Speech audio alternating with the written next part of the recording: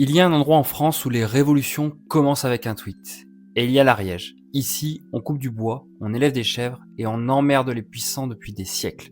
Bienvenue dans le département où le mot soumission est considéré comme une insulte.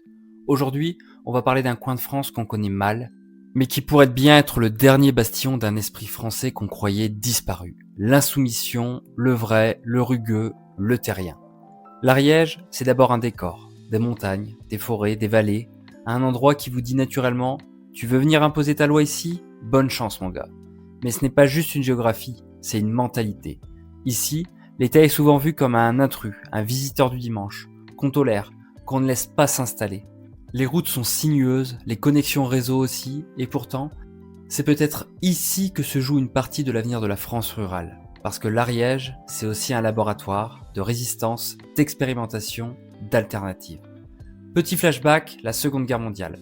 Pendant que certains collaboraient en attendant que ça passe, en Ariège, on organisait des maquis.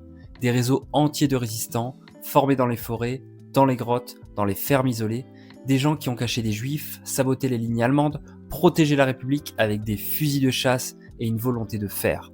L'esprit du maquis n'est pas mort ici, il s'est juste transformé. Désormais, on lutte contre d'autres envahisseurs. Les projets inutiles, les normes absurdes, les multinationales trop gourmandes. Prenez n'importe quel plan national. Réforme des retraites, réforme agricole, transition énergétique. En Ariège, ça commence souvent par non. Et pas un non passif, un non actif. Des manifs contre les suppressions de classes, des occupations de mairies, des blocages de routes, même le déploiement de Linky a été un casse-tête ici. À Foix, à Pamiers, à Tarascon, les gens se mobilisent. Pas sur Twitter, sur les places. Même les gilets jaunes ont eu ici une longévité exceptionnelle. Pendant que le mouvement s'essoufflait ailleurs, ici, les ronds-points étaient toujours occupés, toujours décorés et toujours debout. Et puis, il y a les paysans. Ici, on ne fait pas de l'agriculture industrielle, on fait du local, du bio, du vivant. Et surtout, on défend une terre, pas une usine à subvention. Regardez les résultats électoraux. L'Ariège est un ovni politique. Au lieu de voter comme Paris ou Lyon, ici on envoie des députés insoumis, des maires écolo-ruraux, parfois même des candidats complètement hors système. La dernière fois, la circonscription a été un des seuls endroits à élire un député LFI contre l'alliance PS-Macron. Et récemment, la gauche de rupture a repris du terrain. Preuve que les Ariégeois ne votent pas pour les étiquettes, mais pour ceux qui respectent leur mode de vie. Et même les électeurs RN ici ne sont pas les mêmes qu'ailleurs.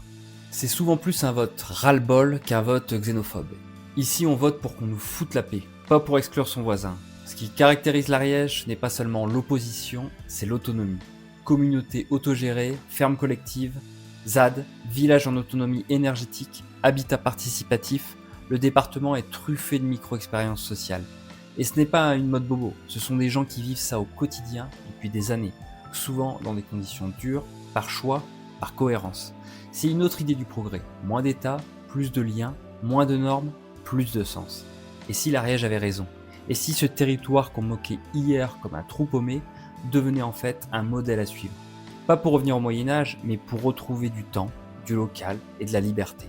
Dans un pays saturé de décisions verticales, de lois technocratiques, de mépris des territoires, l'Ariège fait figure de village d'Astérix, pas nostalgique mais visionnaire.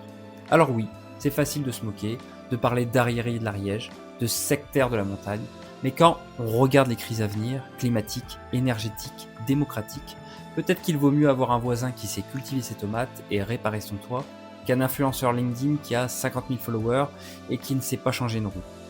L'Ariège n'a peut-être pas toutes les réponses, mais au moins elle pose les bonnes questions. Et en ces temps troubles, c'est déjà un acte de rébellion. Alors si vous pensez que la France peut encore s'inspirer de ses marges, bienvenue en Ariège.